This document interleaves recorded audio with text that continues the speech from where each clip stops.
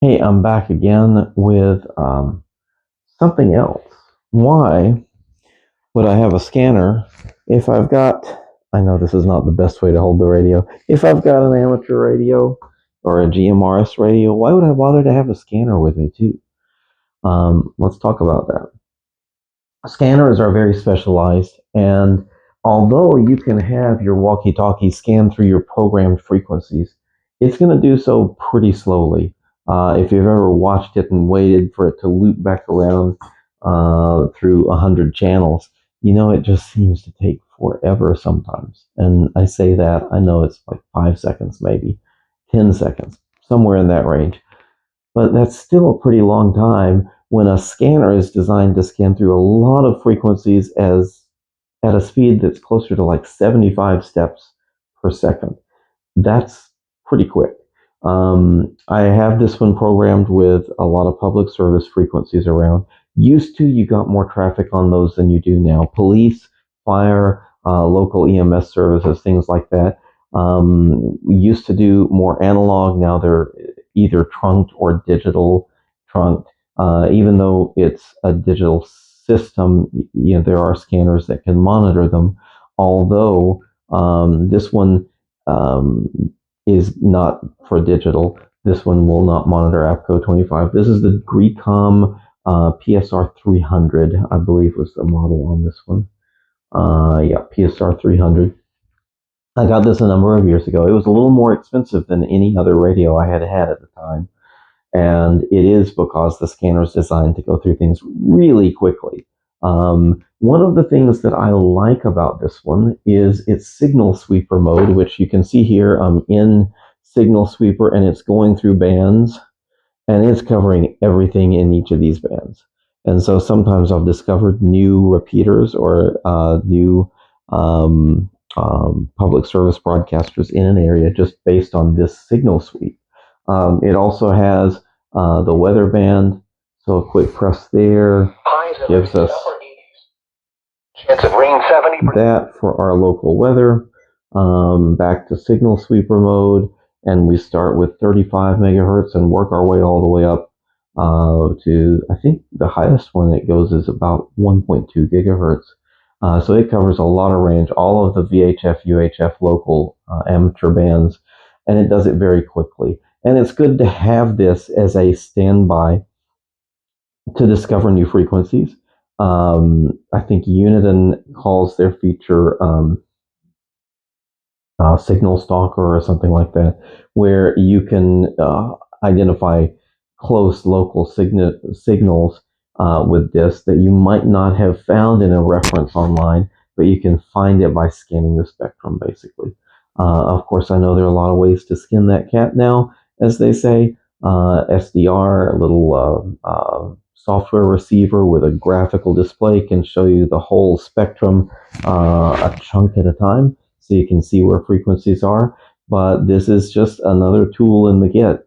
And I've carried this with me. In fact, I got this before I got my first walkie-talkie, handheld talkie. I've had this one for a very long time. Many of the public service are digital encrypted these days, or trunk encrypted. Once you get encryption, you're pretty much done. You can't do much monitoring. And so, unfortunately, that's the state of things in a lot of areas. There are still some in our local area that are not encrypted yet, but that's just the landscape right now. I'm a little disappointed by that, to be honest, but it is what it is. It is still useful for monitoring amateur radio and any other unencrypted signals that are out there.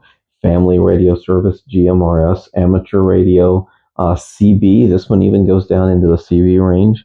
Um, MERS is another one, and some of the business mobile. There might be some licensees out there for business mobile that you might pick up with something like this. Handy little thing to have in your arsenal. It can be a good one if you want to give one-way communication to somebody and set it to a frequency and use one of your handhelds to just send a message outbound to folks. So lots of good uses for something like this. And The programming on this is probably the most painful part to mention, because if you look at it, unless we're talking about the earphone plug, there is no other connection other than power. And I don't know if someone might have come up with a way to program it via the earphone plug, but this was all manual. All, I think, 999 memories had to be done manually through the keyboard. So they're much better now. There are newer scanners out there where you don't have to go through all that kind of pain to get it programmed. But it was also a nice one that it has the volume as well as the squelch ring around it. Analog squelch is a lot easier to deal with sometimes than having to go to your menu on your radio and punch a squelch number between 0 and 9. But anyway, this is one of the things in the toolkit. Thought I'd do a quick feature of it. Is there a particular piece of equipment that you have had for a long time that you wouldn't want to get rid of it because it is useful in the right circumstance? Sometimes that one can just be doing our weather for us because it has a nice clear speaker, nice clear output. The antenna with it helps us to get our local weather pretty much without static and interference. And so I like it for a number of things like that. And it's another one that I have kept in the back of the car for quite a while, just in case. Runs off of double A's, which means if the battery's dead, you just find another pack of double A's and you're good to go.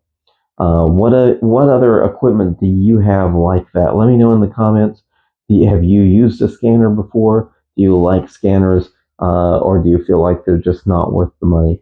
I like the speed of going through a lot of frequencies fast. That's really nice. But outside of that, maybe it's not worth it to even get one these days. Let me know in the comments. Make sure you like and subscribe, and I'll catch you later. Thanks.